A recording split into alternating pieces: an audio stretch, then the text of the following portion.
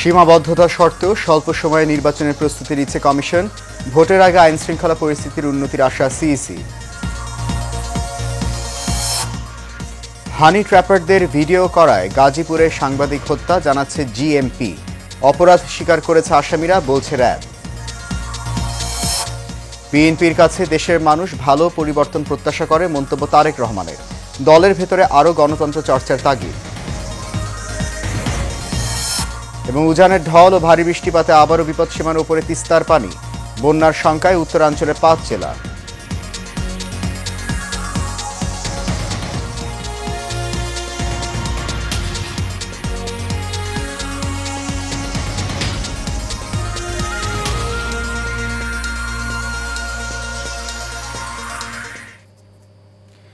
সবাইকে স্বাগত জানাচ্ছি এশিয়ান নিউজে। আপনাদের সাথে আছি আমি সৈয়দ মাহিউজ্জামান মুখর। শুনছেন বিআরবি কেবল ইন্ডাস্ট্রিজ লিমিটেড সংবাদ শিরোনাম। যাচ্ছি পুরো খবরে। নির্বাচন ঘনিয়ে আসার সাথে সাথে আইন শৃঙ্খলা পরিস্থিতির আরও উন্নতি হবে বলে মন্তব্য করেছেন প্রধান নির্বাচন কমিশনার এএমএম নাসিরউদ্দিন। সকালে রংপুর বিভাগের নির্বাচন কর্মকর্তাদের সাথে মতবিনিময় অনুষ্ঠান শেষে তিনি এই মন্তব্য করেন। তিনি আরও বলেন, ভোটে আইন শৃঙ্খলা পরিস্থিতির যে কোনো চ্যালেঞ্জ মোকাবেলায় নির্বাচন কমিশন প্রস্তুত আছে। সিইসি বলেন, বিগত সময়ে যারা নির্বাচন প্রক্রিয়ার সাথে জড়িত ছিল তাদের যথাসম্ভব বাদ দিয়ে নতুন লোক নির্বাচন প্রক্রিয়ায় যোগ করা হবে। জাতির কাছে প্রধান উপদেষ্টার দেয়া সুষ্ঠু নির্বাচনের প্রতিশ্রুতি রক্ষা করতেই কাজ করছে ইসি বলেও জানান প্রধান নির্বাচন কমিশনার।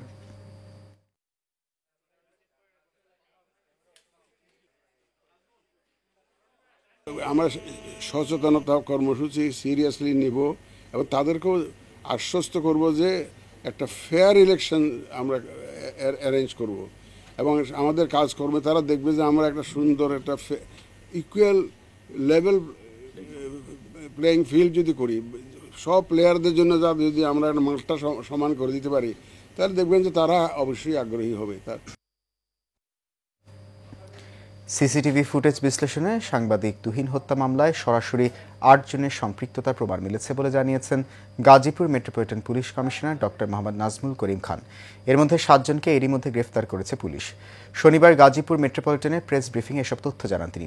কমিশনার নাজমুল করিম বলেন, হানি ট্র্যাপ চক্রের সদস্যদের অপকর্মের ভিডিও করার কারণেই তুহিনকে হত্যা করা হয়েছে। অতি দ্রুত সময়ের মধ্যেই তাদের বিচার নিশ্চিত করা হবে। কমিশনার জানান, সিসিটিভি ভিডিও ফুটেজ দেখে শনাক্ত 8 জনের মধ্যে গ্রেফতারকৃতরা হলেন মোহাম্মদ মিজান ওরফে কেটু মিজান, তার স্ত্রী গোলাপি, মোহাম্মদ স্বাধীন আল আমিন, ফয়সাল হাসান, শাহজালাল ও সুমন মিয়া। এছাড়া আরেক আসামি আরমান পলাতক রয়েছেন, তাকে গ্রেফতারে অভিযান চলছে।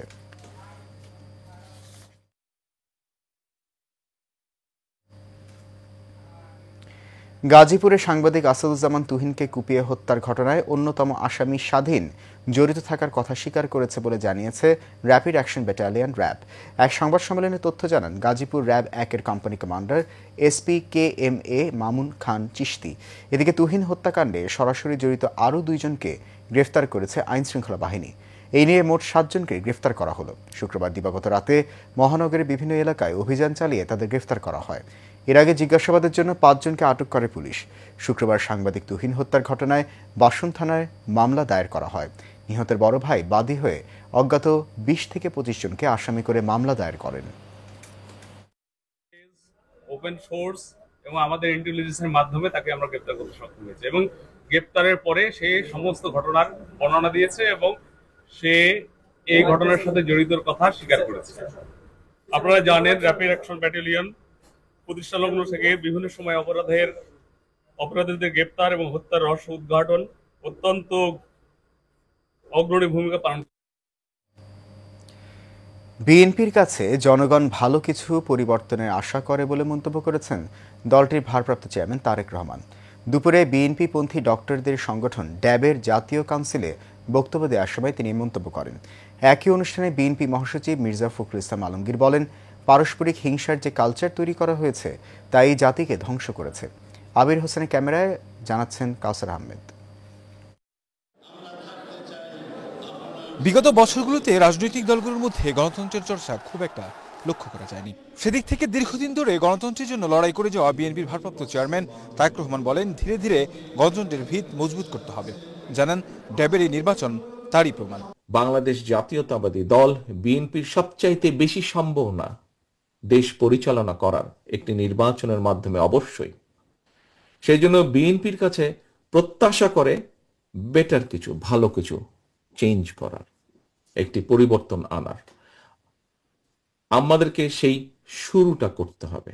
বিএনপিপন্থী চিকিৎসকদের সংগঠন ডক্টর অ্যাসোসিয়েশন অব বাংলাদেশের কাউন্সিল এবং নির্বাচন অনুষ্ঠানে ভার্চুয়ালি যুক্ত হয়ে কথা বলেন তিনি।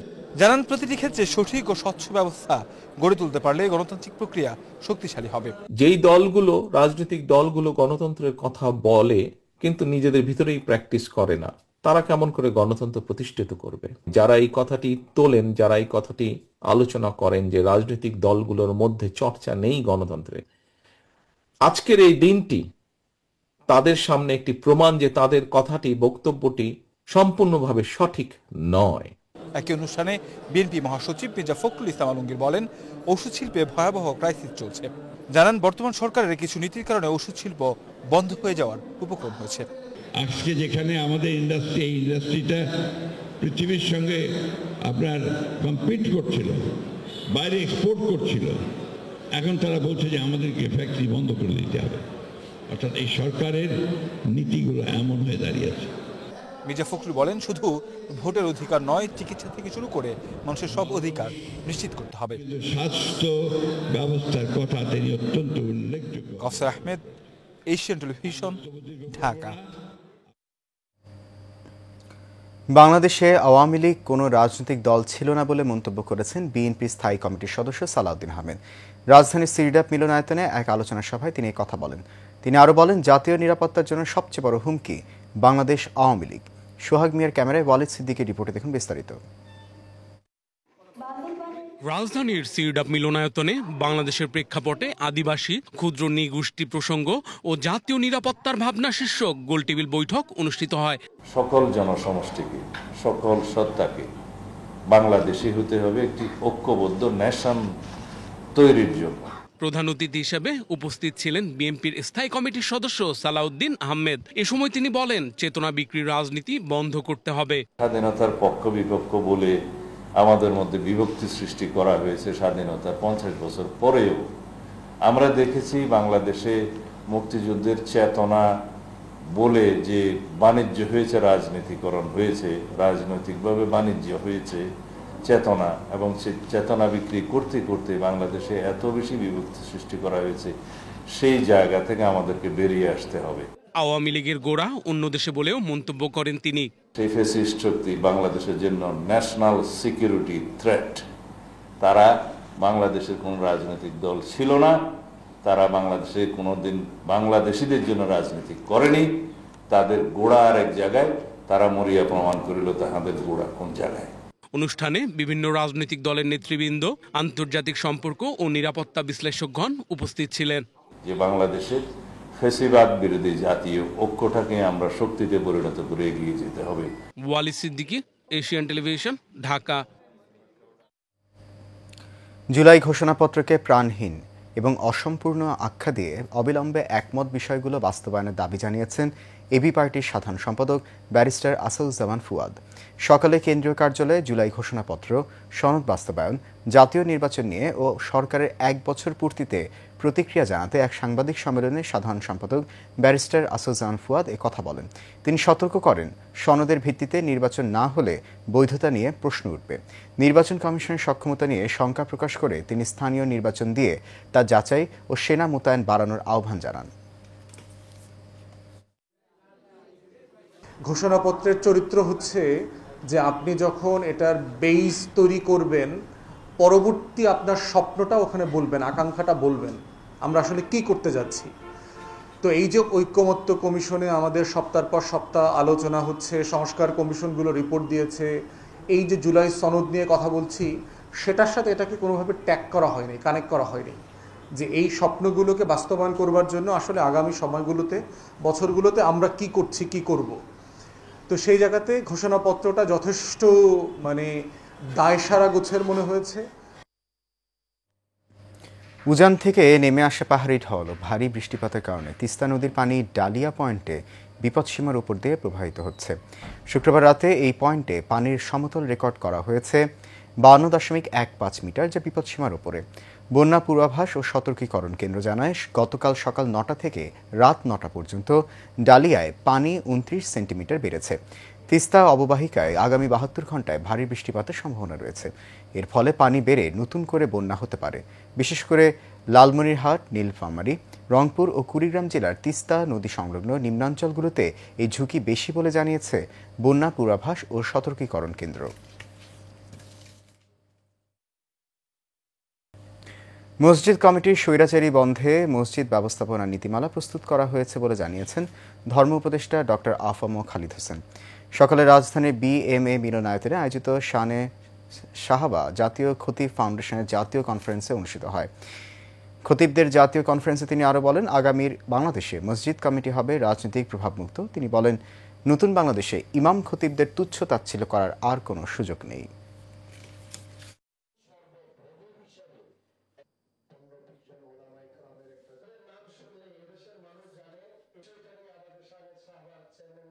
পড়াও, পড়াইলো, যাও গেল, আমরা এটা একটা নিয়মের আওতায় আনতে চাই। নিয়োগটাও হবে বিধিসম্মত। আপনারা যে বলছেন আলেম ওলামার উপস্থিতিতে হওয়া দরকার, ভালো, কেরাত সহি কিনা, মশলা মশাইল জানে কিনা, আমরা ওখানে এই বিধিগুলো রেখেছি। এবং কোনো ইমাম খতিবকে যদি কেউ কোনো মসজিদ বিদায় করতে চায়, তাহলে তার বিরুদ্ধে সুনির্দিষ্ট অভিযোগ আনতে হবে, আত্মপক্ষ সমর্থনের সুযোগ দিতে হবে এবং একটা ইনকোয়ারি কমিটি গঠন করতে হবে।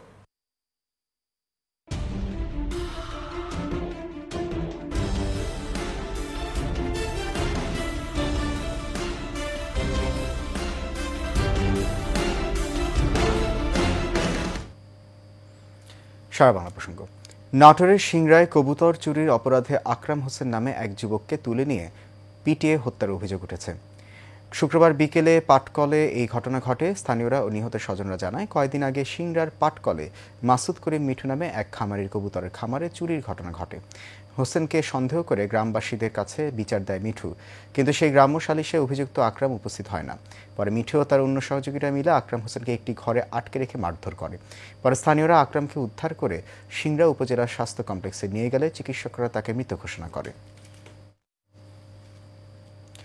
কুমিল্লার লাঙ্গলকোটে ইউপি সদস্য আলাউদ্দিনকে কুপিয়ে ও গুলি করে হত্যার ঘটনায় প্রধান আসামিকে ঢাকার হাতিরঝিল মগবাজার রেলগেট থেকে গ্রেপ্তার করেছে র্যাব। শুক্রবার দিবাগত রাতে অভিযানটি শেষ করে র্যাব। গ্রেপ্তারকৃত আসামি শেখ ফরিদ নাঙ্গলকোট উপজেলার বক্সগঞ্জ আলিয়ারা গ্রামের আবুল খায়েরের ছেলে। সকালে কুমিল্লার অশোকতলায় র্যাব অফিসে সংবাদ সম্মেলনে এসব তথ্য জানায় র্যাব 11 এর কুমিল্লার কোম্পানি কমান্ডার মেজর সাদমান ইবনে আলম।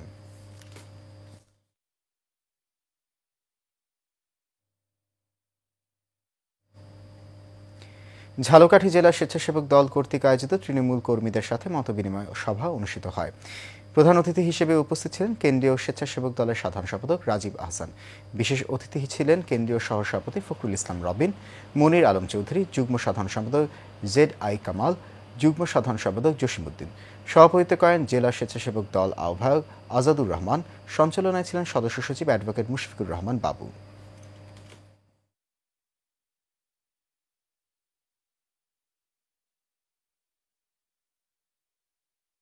গাইবান্ধায় সাংবাদিক সুরক্ষা আইন প্রণয়নের দাবিতে মানববন্ধন হয়েছে। পেশাগত দায়িত্ব পালনে নিরাপত্তা চাই, সাংবাদিক সুরক্ষা আইন চাই, এই স্লোগানকে সামনে রেখে দেশজুড়ে সাংবাদিক নির্যাতন, হামলা ও সাংবাদিক আসাদুজ্জামান তুহিন হত্যার প্রতিবাদে গাইবান্ধায় মানববন্ধন ও সমাবেশ অনুষ্ঠিত হয়। মানববন্ধন ও সমাবেশে সাংবাদিকদের নিরাপত্তা নিশ্চিত ও দ্রুত সাংবাদিক সুরক্ষা আইন প্রণয়নের জোর দাবি জানানো হয়। সমাবেশে বক্তব্য রাখেন প্রেস ক্লাব সভাপতি অমিতাভ দাস শিমুল, সহসভাপতি রেজাউন নবী রাজু, সাধারণ সম্পাদক ইদ্রিসুজ্জামান মনা, যুগ্ম সম্পাদক জাভেদ হোসেন সহ অনেকে।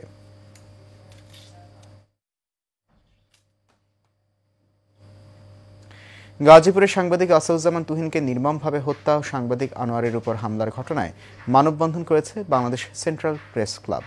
রাজধানীর মিরপুর 10 নম্বর গোল চত্বরে কর্মসূচি পালিত হয়। মানববন্ধন ও প্রতিবাদ কর্মসূচিতে নেতৃত্ব দেন বাংলাদেশ সেন্ট্রাল প্রেস ক্লাবের প্রতিষ্ঠাতা সভাপতি ও জাতীয় দৈনিক মাতৃজগৎ পত্রিকার সম্পাদক খান সেলিম রহমান। উপস্থিত ছিলেন দৈনিক গণজাগরণ পত্রিকার প্রকাশক সম্পাদক মোহাম্মদ শিহাবুদ্দিন, দৈনিক খবর বাংলাদেশ পত্রিকার সম্পাদক ও প্রকাশক জাকির হোসেন মোল্লা, বাংলাদেশ সেন্ট্রাল প্রেস ক্লাবের সহসভাপতি মোহাম্মদ মাহবুব উদ্দিন সহ অনেকে।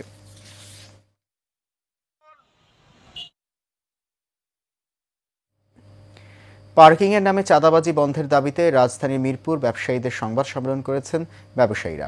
সকালে মিরপুরের হযরত শাহ আলী মাজার শরীফ ব্যবসায়িক মালিক সমিতির সদস্যদের নিয়ে এই সংবাদ সম্মেলন হয়। এ সময় উপস্থিত ছিলেন মোহাম্মদ সাইফুল ইসলাম, শাহজাহান হানিফ, হাফিজ কালাম, মনোয়ার হোসেন সহ ব্যবসায়ী সদস্যরা। তারা বলেন, পার্কিংয়ের নামে চাঁদাবাজির জন্য যে টেন্ডার হয়েছে তার তীব্র প্রতিবাদ জানাচ্ছেন।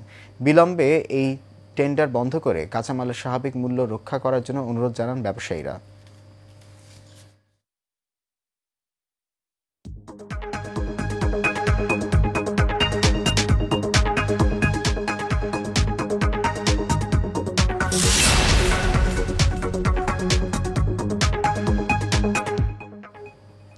বাণিজ্য সংবাদ। পথ চলার 12 বছর উদযাপন করেছে দেশের প্রিমিয়াম রিটেইল চেইন ইউনিমার্ট।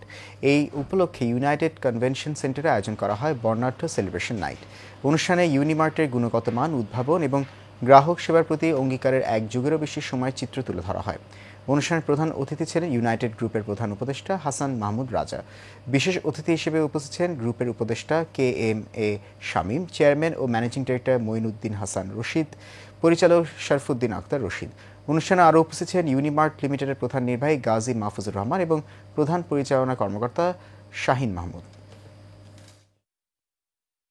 এবার প্রবাস সংবাদ। সৌদি আরবের জেদ্দায় Bangladesh community general Jeddah Saudi আরবের উদ্যোগে জুলাই গণ অভ্যুত্থান দিবস পালন করা হয়েছে।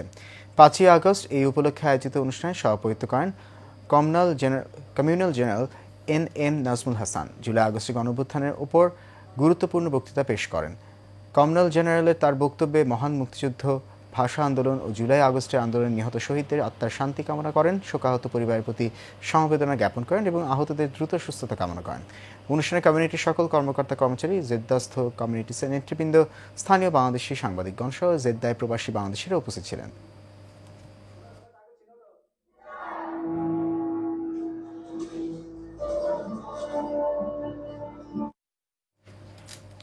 সাংবাদিক আসাদুজ্জামান তুহিনের বর্বরোচিত হত্যাকাণ্ডের প্রতিবাদ এবং খুনিদের বিচারের দাবিতে প্রতিবাদ সভার আয়োজন করেছে বাংলাদেশ সাংবাদিক ইউনিয়ন কুয়েত শাখা।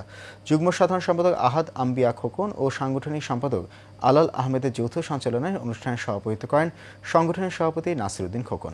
এ সময় প্রধান অতিথি হিসেবে উপস্থিত ছিলেন বাংলাদেশ প্রেস ক্লাব কুয়েতের সভাপতি মঈনুদ্দিন সরকার সুমন। বিশেষ অতিথি ছিলেন প্রেস ক্লাবের সাধারণ সম্পাদক আহ জুবেদ, সাংবাদিক ইউনিয়নের সহ সভাপতি রবিউল ইসলাম খাঁ, সাংবাদিক সেলিম হাওলাদার। বক্তারা সাংবাদিক নিরাপত্তা নিশ্চিত করার দাবি জানান।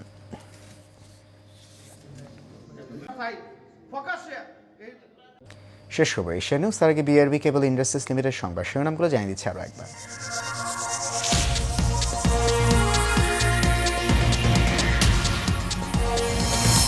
সীমাবদ্ধতা সত্ত্বেও স্বল্প সময়ে নির্বাচনের প্রস্তুতি নিচ্ছে কমিশন। ভোটের আগে আইন শৃঙ্খলা পরিস্থিতি উন্নতির আশা সিইসি। হানি ট্র্যাপারদের ভিডিও করায় গাজীপুরের সাংবাদিক হত্যা, জানাচ্ছেন GMP। অপরাধ স্বীকার করেছে আসামিরা, বলছে র্যাব।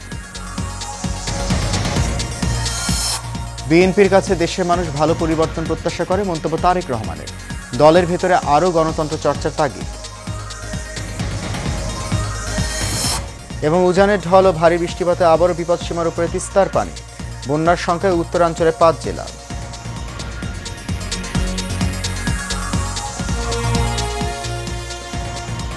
এশিয়া নিউজ এ পর্যন্ত। আমাদের পরবর্তী সংবাদ দেখার আমন্ত্রণ রইল। এতক্ষণ সঙ্গে থাকার জন্য অনেক ধন্যবাদ সবাইকে।